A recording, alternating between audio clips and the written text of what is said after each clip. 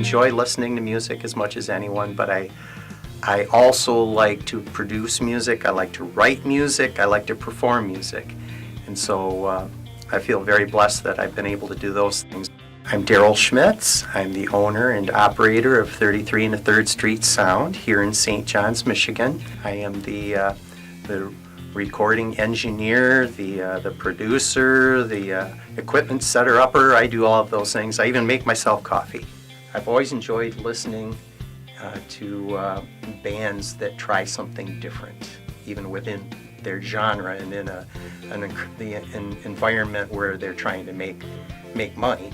It's been a very good learning experience for me to be able to listen to, observe, and try to emulate other musicians, other producers on the other side of the recording studio glass in making the decisions and trying to be as creative as possible without fitting into some sort of a niche that's just tiresome to the listener. I had been a brass instrument player all the way through high school, and into the Spartan marching band I played sousaphone, which is a hang over your shoulder tuba. After I had played for 1 year in the Spartan marching band, I was given a call by General Motors, offered a job, and so that was that. And from there, I decided to build this studio here. This right here was the performance room, and the little tiny room you see back there was where I sat.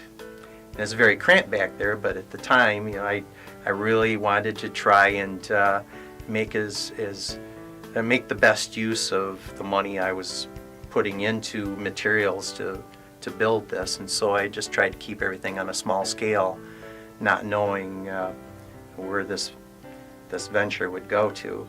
I decided to put the control room in here, and it works great. I mean, this is just perfect amount of space for the control room. It's just grown step by step and accumulated equipment over the years from playing in bands. I just had sound equipment from here and there and put it all together, add water, instant recording studio. When did you open the studio? Well, I made that recording for Stan Saylor in 1998, and I considered the recording studio open for business at the time. There is no real typical day here in the studio. What I'm trying to do basically is make it so that when the customer gets here, the customer doesn't have to wait while I stumble through a lot of setup work that should have been done before they got here. But in my mind, I want to do an exceptional job for the customer, and even if it's, even if I'm having to spend time that isn't really being directly paid for, I mean, I'm getting paid for it in my own mind by the feeling that I've done a good job at the end of the project. More often than not, my customers here were attracted by the fact that I keep my expenses low and I don't charge people a lot to record here, and all they want really is something recorded of themselves that will outlive them. Much of my business is repeat business. I'll have people who come to record, and their only intention was to record once. And once they've done that and seen that it was affordable for them and they enjoyed it, and that it wasn't a traumatic experience for them, they'll leave here and get to thinking, well, I want to record that other song that I've been meaning to do something with, and it'll go from there, and quite often I'll see repeat customers back time after time wanting to record some more, and that's what a successful small business is all about, is good word of mouth, good referrals from people who had a favorable experience when they were here. And so that gives me a great feeling. It's not a ton of money to be made doing this, but it has been a good supplemental income, and it's been a lot of fun. So I mean, that's worth more than money to me. How's the studio impacted your life? The decision to run this business was a commitment. And it was a commitment in time and effort and passion and hard work.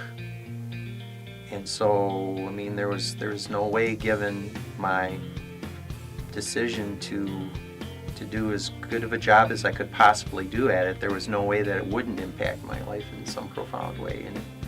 And whatever time it has taken for me to do this, I feel has been time very well spent. As far as careers, can you picture yourself doing anything else? I would like to continue doing this, regardless. I have no plans on discontinuing it anytime soon. Anyway, it's too much fun. Continues to be fun.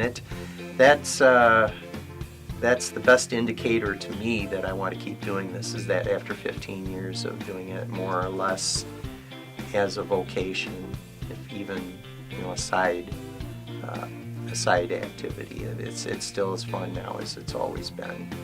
Thank you for the interview today, Mr. Schmitz. You're welcome. Thank you for asking me to take part in this project. It was a pleasure. Minnie the dog, and in parentheses it says pint-sized ball of explosive energy. That's a Facebook page. So check it out. Become a fan. You won't regret it.